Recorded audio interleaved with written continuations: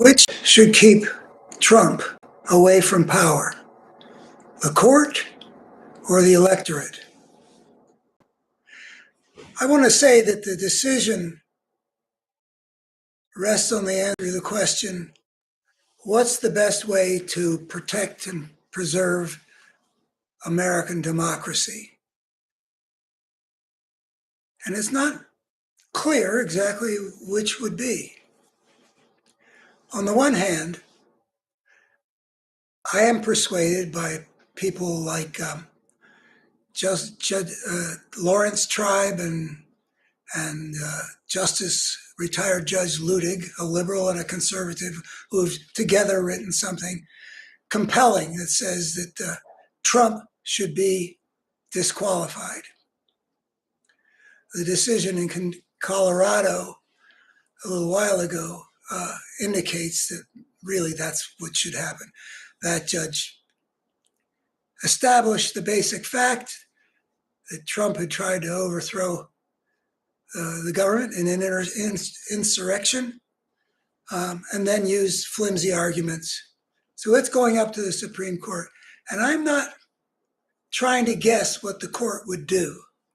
I'm just asking, if I had the ability to choose whether the court would disqualify Trump and take him out of the political picture, at least as a candidate for office,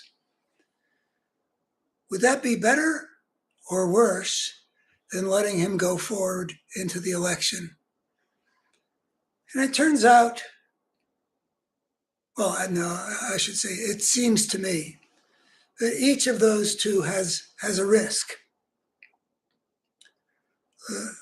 The risk with this court disqualifying him is that a handful of judges making that kind of decision involving frustrating the desires of and even passions of tens of millions of Trump supporters, of whom a portion we know are subject to using political violence,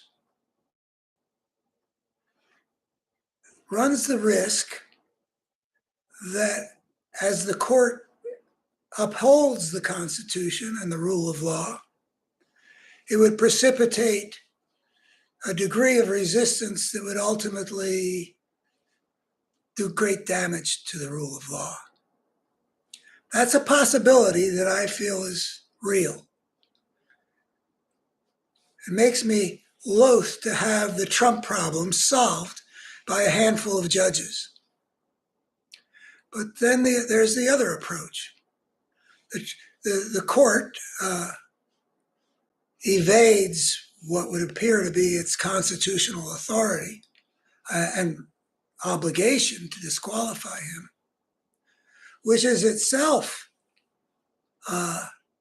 doing damage because it's allowing politics to override the Constitution. But if they let Trump run in the general election, I'm assuming it's going to be Trump versus Biden in the fall, though we'll see what all happens.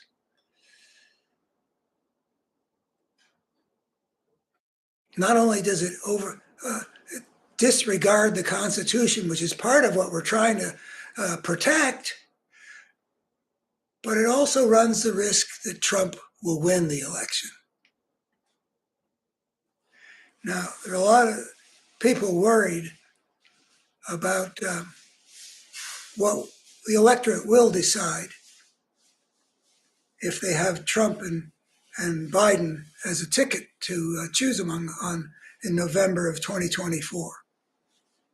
I have expressed here previously, I have confidence that the American people will reject Trump and what he stands for. But I'm also worried. I have been wrong about such things, though my batting average, track record, whatever sport you like, is pretty good. I look at the election returns of the last three elections, 2018, 2022, and a bunch of special elections. And I think we see that there's a substantial American majority that rejects what Trump has represented, and he's just becoming more extreme. So I recognize that there are vulnerabilities on the Democratic side, particularly the age of the candidate, and people aren't all that happy with him.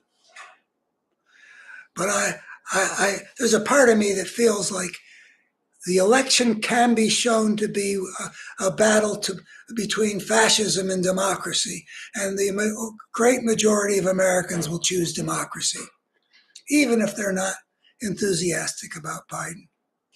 I think that picture can be sold, and I think that the majority of people will see the reality and will choose democracy. But there is that risk. So should the justices use a judicial fiat to remove Trump, who has disqualified himself by betraying his oath of office, having fomenting and inciting an insurrection?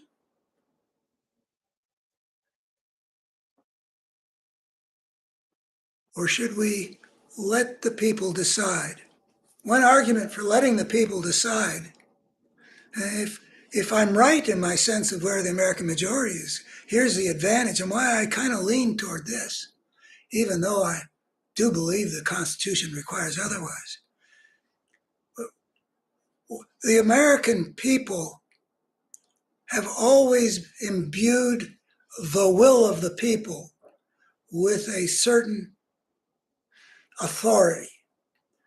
It is what our country was set up to run on. So if a substantial majority of people in the general election of 2024 reject Trump,